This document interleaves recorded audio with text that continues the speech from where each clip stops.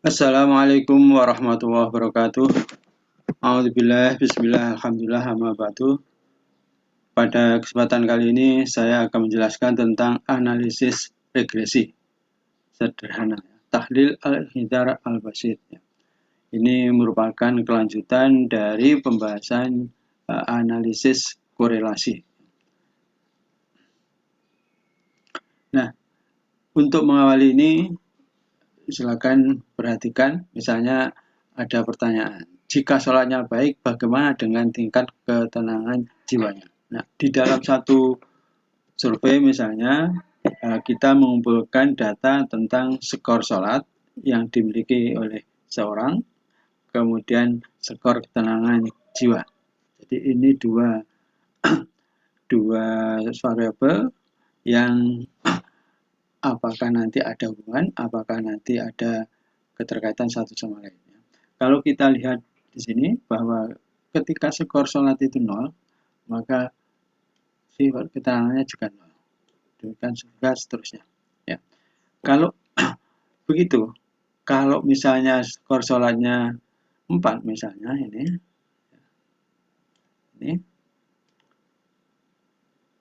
di sini kita tidak mempunyai skor keterangan jiwa. Berapa di sini? Ya. Nah, ini merupakan model regresi yang pada intinya ada untuk memprediksi salah satu variabel dengan variabel yang lain data. Di sini kita sudah punya 4, kira-kira nanti skor keterangan jiwanya berapa. Ini tentu didasarkan pada skor sebelumnya. Ya. Kalau siswa absen, semakin banyak absen, apakah semakin baik hasil kelasnya atau sebaliknya? Nah tentu ini tidak semudah tadi ya, karena ini nilai yang diketahui, yang sudah diketahui, nilai ini tidak selalu sejalan dengan absen, sehingga kita tidak bisa menjawab langsung skor nilai ini kalau absennya 4. Nah inilah yang nanti akan dicari di dalam regresi. Nah, regresi itu mempunyai asumsi bahwa salah satu variabel, yaitu variabel X, yang juga disebut prediktor atau independen, ini muncul lebih dulu daripada variabel Y atau kriterianya. Sehingga ini tidak terbalik, ya, tidak balik. Jadi selalu muncul dulu. Bisa jadi muncul lebih dulu itu hanya waktunya saja lebih dulu, tetapi bisa jadi ini ada yang mempengaruhi yang muncul belakangan. Jadi tidak, hubungannya bisa saja karena kebetulan muncul dulu atau ini. Sehingga karena maka disebut prediktor. Dan ini kriteria, artinya yang diprediksi. Nah, secara umum regresi merupakan teknik untuk memprediksi suatu variabel Y misalnya berdasarkan gaji, upah, kerja, nilai, dan seterusnya dari nilai variabel yang lain. X misalnya jam kerja, jam belajar, dan sebagainya. Berdasarkan asumsi adanya hubungan linear. Jadi hubungan linear ini sudah diasumsikan lebih dulu bahwa X mempengaruhi, tetapi tidak sebaliknya. Nah, tujuannya adalah untuk menentukan seberapa jauh variabel-variabel dependen kriteria atau Y itu tergantung pada variabilitas variabel independen Y. Nah, ada dua macam regresi, yaitu regresi sederhana, di mana variabel independennya hanya satu. Yang kedua, regresi ganda, di mana variabel independennya lebih dari satu, bisa 2, 3, 4, dan sebagainya. Nah, apa yang dicari di dalam regresi? Ada 3 hal yang utama, yaitu pertama adalah persamaan regresi, yaitu untuk melakukan prediksi nilai Y berdasarkan nilai X yang sudah diketahui. Jadi hanya merupakan satu taksiran terhadap Y, ya, berdasarkan nilai X-nya. Yang kedua, tentu apakah apa yang kita peroleh itu dari sampel itu bisa digeneralisir. Ini dilakukan dengan uji signifikansi. Uji signifikansi regresi Y pada X. Nah, yang dalam hal ini menggunakan nilai F sebagai indeks signifikansinya. Jadi Ini nanti bisa dihitung dengan rumus ini ya. Jadi kalau persamaan regresi ini rumusnya seperti ini. Kemudian yang ketiga yaitu kontribusi X dalam menjelaskan varian Y. Jadi, atau proporsi seberapa besar sebenarnya variabel X prediktor itu mempengaruhi atau memberikan penjelasan pada variasi atau varian variabel Y. X ya. Bukan Y, sebaliknya. X pada Y. Gitu ya. Atau kalau ini dilambangkan dengan R kuadrat. Ini dengan rumus ini. Jadi nanti kita akan perlu pada 3 rumus ini akan kita ajarkan bagaimana cara menghitungnya. Yang terakhir ini ada kesamaan dengan konsep koefisien determinasi di dalam korelasi yang memang nanti hasilnya akan sama dengan itu. Nah, persamaan regresi kita akan membahas ini pada dasarnya merupakan satu model hubungan antara satu variabel dependent beta dan variabel independen. Nah, digunakan untuk prediksi dan estimasi taksiran ramalan atau ramalan. Ya, jadi untuk memprediksi, meramal bagaimana berapa nilai Y berdasarkan nilai X yang diketahui. Variabel yang diprediksi Y disebut variabel dependent, respon atau delta yang datanya numerik. Ini harus kontinu. Demikian variabel yang untuk memprediksi atau prediktor disebut independen, eksplanasi, prediktor. Jadi sama-sama juga harus numerik atau kontinu. Nah, persamaan regresi ini menggunakan hubungan antar variabel, yaitu variabel independen, kita yang datanya numerik ini ya, satu atau lebih variabel independen explanatory ya. Dan tadi sudah disebutkan ada 2 macam.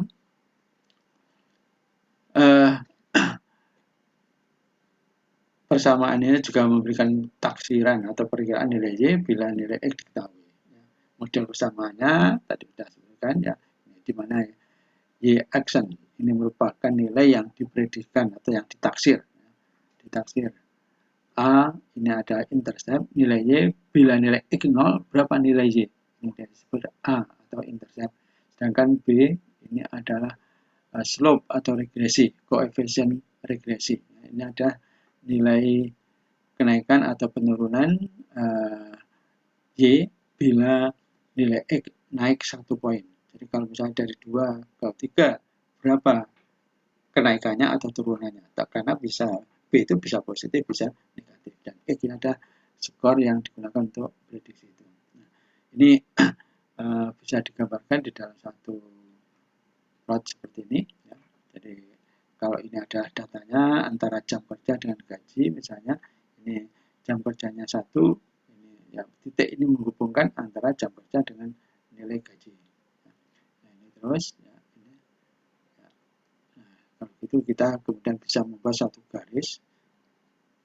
Ya, ini disebut garis regresi, di mana ini garis ini mempertemukan antara skor X jam kerja dan skor Y gaji ya, sesuai dengan ini. Nah, kalau berdasarkan nilai ini, ya sekarang perhatikan di sini. Ketika nilai jam kerja itu naik dari 3 ke 4 atau juga nanti bisa dari 2 ke 3 ya, ini berapa kenaikan nilai gaji? Nah, kalau dari gambar ini kita bisa tahu bahwa kenaikan nilai gaji ini adalah B atau disebut dengan B ini setiap kenaikan 1 poin jam kerja dan kenaikan gaji ini ada 1. Artinya apa? Setiap jam kerja naik 1 maka gaji juga naik 1 poin. Nah, ini bisa dibuat model persamaan regresi yaitu Y action sama dengan B kali X. Jadi misalnya di sini kalau berapa nilai Y, kalau X-nya 5 ya tinggal X-nya ini diganti angka 5 ya. Berarti B-nya sudah kita tahu 1 maka menjadi 5. Jadi ini nilainya adalah 5 ya.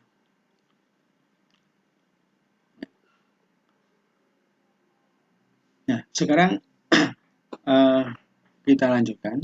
Ini ketika jam kerja X itu 0, gaji 2. Ya, misalnya artinya sebelum kerja dia sudah dapat gaji. Ini misalnya gaji pokok. Ya, jadi kerja tidak kerja dia sudah dapat gaji 2 ini. Nah, ini kalau digambarkan ini nilai, ya, ini adalah ini di mana nilai X 0, nilai Y 2, ini disebut intercept atau dilambangkan dengan A ini. Nah, ini nilainya adalah 2, sama dengan 2. Jadi intercept adalah nilai Y ketika X-nya sama dengan 0. Kemudian kita teruskan ini sehingga kita bisa membuat garis regresi. Jadi garis regresi ini adalah memotong ini garis vertikal gaji. Kemudian juga seperti tadi kita juga bisa menghitung ketika jam kerja naik 1 poin, ini gaji juga naik 1 poin. Sehingga kita dapat nilai B atau regresi, koefisien regresi sama dengan 1. Sehingga dari sini kita bisa membuat persamaan regresi, yaitu Y aksen sama dengan A, ini A, plus B kali X. Karena kita sudah tahu A-nya ini 2, B-nya 1, sehingga kalau kita sudah tahu X-nya 4, maka nilai gaji di sini ini sama dengan ya 2 plus 1 kali 4 sama dengan 6. Jadi ini nilainya 6 ya.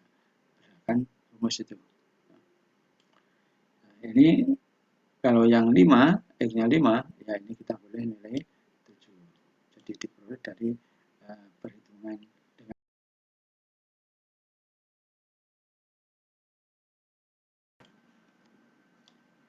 ya. Sekarang kita melihat data baru, misalnya ini hubungan antara absen, jadi ketidakhadiran di dalam 1 hari yang bisa 0 berarti tidak absen, 4 berarti absen 4 jam dalam kerja 1 hari. Gaji kalau 0 dapat 4. Nah, sekarang kalau absennya 4 berapa gajinya? Nah, ini bisa kita lihat dari sini. Ya.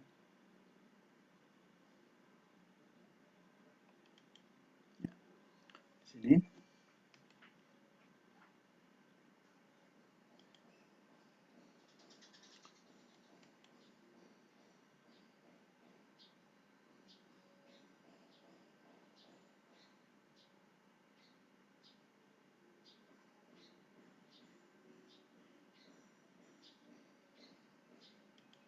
Ya.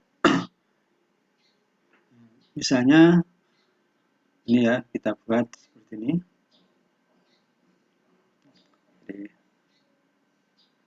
Ya, seperti ini. Jadi kalau ini perhatikan ketika absen 0, jadi absen yang 0 di sini, Y-nya gajinya adalah 4. Tapi begitu absen sekali, maka turun jadi 3 dan seterusnya. Nah, kita di sini dapat nilai A intercept sama dengan 4, sementara B-nya regresinya atau regresinya ini turun ya. Jadi ketika ini naik 1, ini justru turun 1. Jadi B-nya sama dengan minus 1.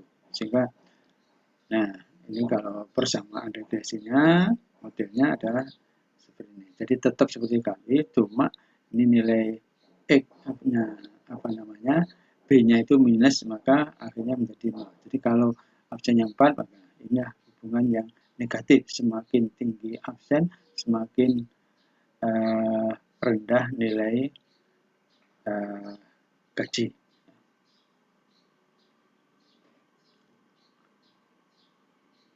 Sekarang ketika ini jam kerja 0, gaji sama saja, ya, jadi semuanya 4. Berapa kalau 5? Nah, tentu ini kita bisa menduga bahwa 5-nya itu. Tetapi bagaimana dengan model matematikanya? Nah, ini berarti ketika ini jam kerja 0, ini dia dapat gaji 4, tapi ketika naik 1 dia juga dapat 4, ya. Sehingga ini gaji garis regresinya datar karena nilai gaji di sini sama, ya ini seperti pegawai negeri masuk bolos 1 jam, telat 1 jam, ya gajinya tentu saja. Ya. Jadi ini hubungan antara gaji dengan jam kerja ini sehingga A ketika ini 0 ini dapat 4, tapi ketika naik itu tidak ada perubahan, berarti B-nya sama dengan 0. Sehingga kalau dibuat ya ini, maka berapapun ini ketika 4 juga ketika ini 5, ini juga menjadi 4 sama saja. Ya. Dan ini menunjukkan tidak ada korelasi. Artinya semakin banyak jam kerjanya tidak membuat gajinya naik atau turun. Nah, sekarang kalau kita gunakan ini, ya, ini padakannya juga sama. Ya. Jadi kita perlu menghitung nilai, misalnya ini prediksi 5. Kalau 5 berapa? Ya, tentu ini kita bisa menghitung ini dengan persamaan regresi. Ya. Sama-sama ya. Persamaannya sama, modelnya sama, hanya kalau di sini A-nya tidak bisa diketahui secara langsung, B juga belum diketahui secara langsung karena tidak bisa langsung dihitung seperti itu. Jadi karena di sini tidak ada keteraturan. Kalau di sini keteraturan, maka kita bisa secara langsung memperkirakan itu, sehingga tidak bisa digambar ini. Nah, kita akan berangkat dari pertanyaan ini. Ya, data ini nanti akan sebagai contoh bagaimana kita menghitung persamaan regresi dan yang lain-lain. Nah, di sini kita akan menghubungkan antara jam belajar dengan hasil belajar. Nah, ini datanya, X-nya adalah jam belajar, Y-nya hasil belajar. Jadi variabel dependennya Y hasil belajar, independennya jam belajar. Pertanyaannya, adakah pengaruh jam belajar pada hasil belajar? Ya, jadi apakah ada pengaruh jam belajar pada hasil belajar? Atau bisa dirumuskan juga dalam bentuk lain, adakah pengaruh signifikan X pada Y? Atau adakah regresi Y pada X signifikan? Nah, ini kalau digambarkan dalam bentuk scatter plot seperti ini, ya, tetapi kita tidak bisa membuat garis secara langsung, kita harus menghitung persamaannya dulu. Nah, persamaan regresinya, modelnya, itu adalah A plus B kali X, di mana B dihitung dulu, itu adalah sigma kovariat X dan Y. Jadi perkalian antara selisih antara rata X, skor X dari Y rata-ratanya, demikian juga selisih antara skor Y dari ratanya. Maka ini sigma kovariat XY. Kemudian di bawahnya ada sigma X kuadrat atau disebut juga jumlah kuadrat X. Sedangkan ini A interceptnya itu adalah rata-rata Y dikurangi B kali X. Nah, untuk menghitung ini, maka kita bisa melakukan langkah-langkah verifikasi. Pertama, supaya mempermudah, kita buat dulu label persiapan untuk mendapatkan nilai X. Ini X rata-rata ya. Ini ada ini. Kemudian Y rata-rata. Ini adalah jumlah kovariat, jumlah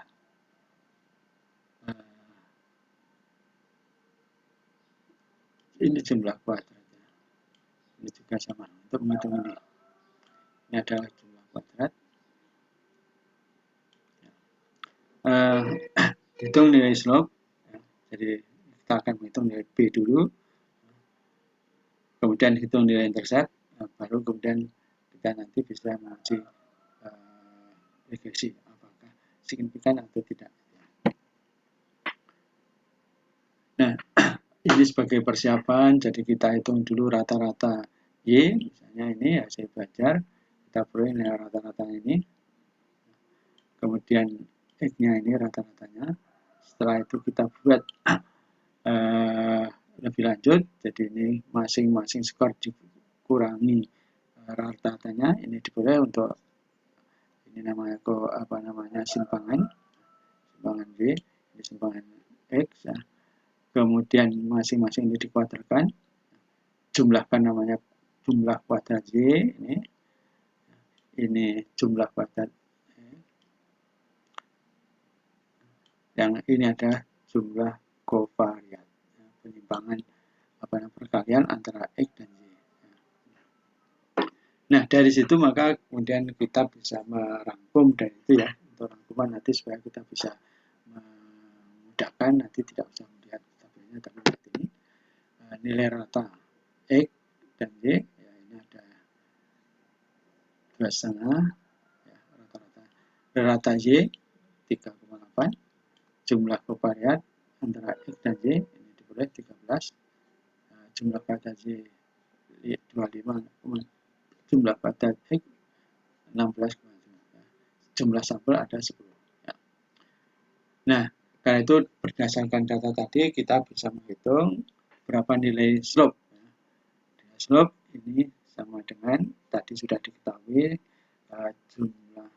jumlah kovariat X dan Y ini ada 13, kemudian jumlah kuadrat X ada 16,6, sehingga nilai B atau slope itu adalah 0,788. Kemudian untuk intercept atau nilai Z ketika X-nya 0, jadi taksirannya adalah ini sama dengan A ya, ini sebagai lambang intercept adalah rata-rata Y dikurangi B kali X. Tadi sudah kita peroleh nilai B dan rata-rata semuanya, sehingga bisa kita hitung seperti ini, 3,8 dikurangi 0,788 kali 25.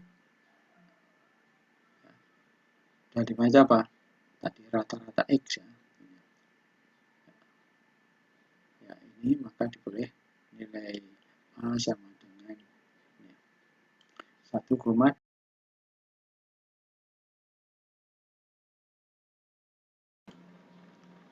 ya, berdasarkan perhitungan sebelumnya ya, kita kemudian bisa membuat model regresi, persamaan regresi seperti ini.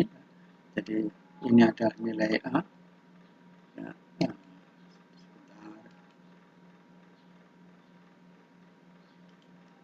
nilai A, nilai B, nilai X. Nah, X ini bisa kita ganti, misalnya kalau kita punya 2 orang yang masing-masing nilai X-nya 5 dan 9, maka ini bisa diprediksi, ditaksir berapa nilai hasil belajarnya. Jadi untuk yang 5, dan ini kita akan boleh 5, B-nya kali 5 ya, menjadi B ini. Sedangkan yang 9, ini B-nya 9, kita ganti menjadi inilah taksiran nilai Y ketika X-nya sudah diketahui, yaitu 5 dan 9. Nah, selanjutnya kita bisa membuat satu scatter plot ya, gambarannya sebelumnya. Jadi ini adalah A-nya di sini, kemudian B-nya karena tadi 0,788 gitu ya. Ini maka garisnya seperti ini. Nah, sekarang kita sudah menghitung regresi. Sekarang apakah hasil yang kita peroleh itu bisa digeneralisir? Karena itu kita perlu menunjukkan uji signifikansi atau tes signifikansi regresi Y pada X. Ya, untuk menguji ini kita menggunakan uji F. Ya. Jadi ini pada dasarnya untuk ini. Nah, seperti di dalam uji yang lain, pada hakikatnya uji signifikansi itu hanya membandingkan hasil yang kita peroleh perhitungan dengan tabel. Nah, di dalam hal ini kita nanti akan menghitung nilai F, kita bandingkan dengan F tabel. Ya. Nah, langkah-langkahnya ini pertama tentu kita harus merumuskan hipotesis 0 dan hipotesis alternatif.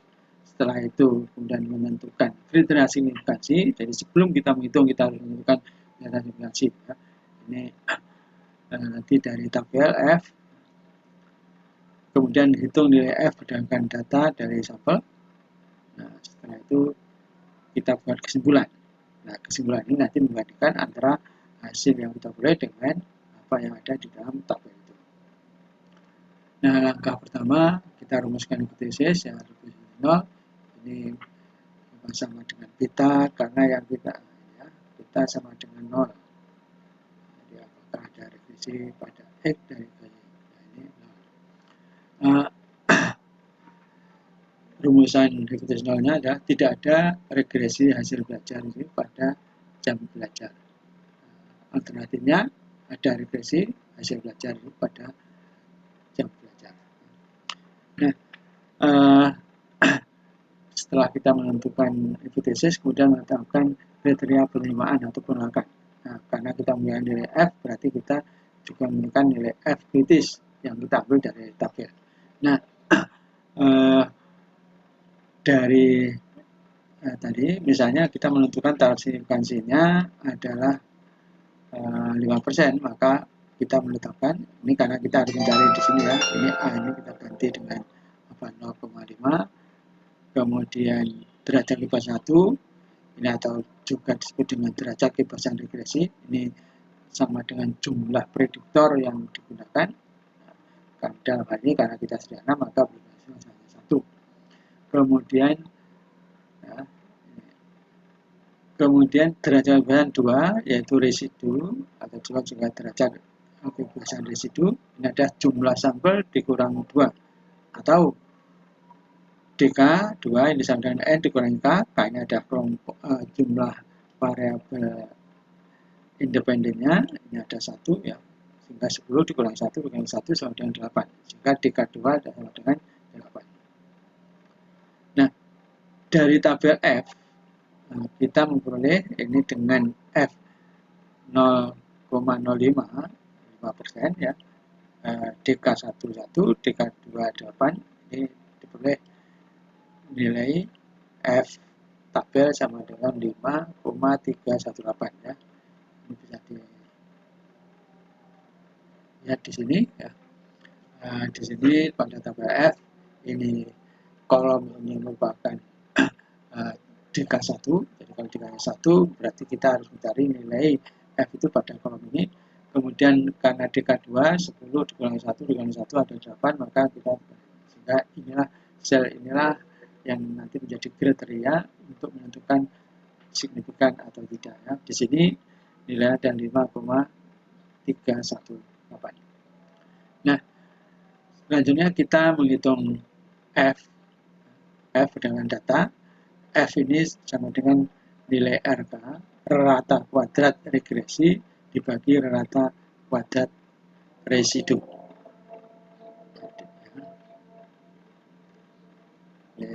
Rata kuadrat itu juga disebut varian. Kemudian karena kita belum tahu berapa nilai RK ini, maka kita perlu menghitung nilai RK. Nah, nilai RK itu adalah rata jumlah kuadrat dibagi DK rek ya. Jumlah kuadrat regresi dibagi derajat kebebasan regresi. Nah, jumlah kuadrat regresi itu rumusnya adalah ini. Jadi sigma EG atau jumlah kovariat dikuadratkan dibagi jumlah kuadrat X. Ini dari data tadi pendahuluan, dari persiapan kita peroleh nilainya ini. Nah, sehingga ini kita peroleh nilai jumlah kuadrat regresi sama dengan 10,242. Kemudian derajat kebebasan regresi ini sama dengan DK1 sama dengan 1. Nah, tadi sudah kita lakukan karena ini sama dengan jumlah variabel X-nya. Nah, karena itu nilai regresi, rata regresi sama dengan DK regresi dibagi DK regresi.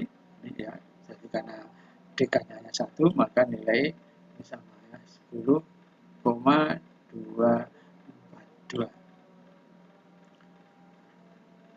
Langkah berikutnya kita menghitung nilai rata kuadrat residu, di mana rata kuadrat residu itu terdiri dari jumlah kuadrat residu dibagi derajat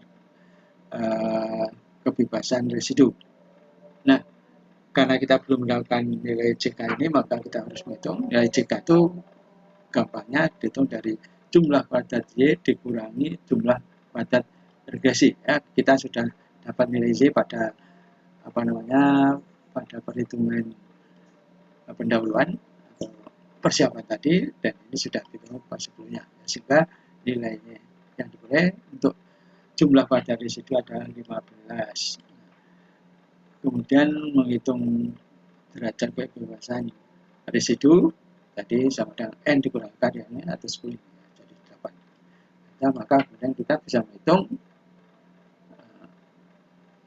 RKS sama dengan JK residu dibagi DK residu sama dengan ini ya, diperoleh, maka inilah nilai RKS 1,920. Nah, sehingga sekarang karena kita sudah mempunyai RK regresi, ini residu, maka hasilnya adalah F sama dengan 10,242 dibagi 1,920, maka nilainya adalah 5,330. Ini bukan residu.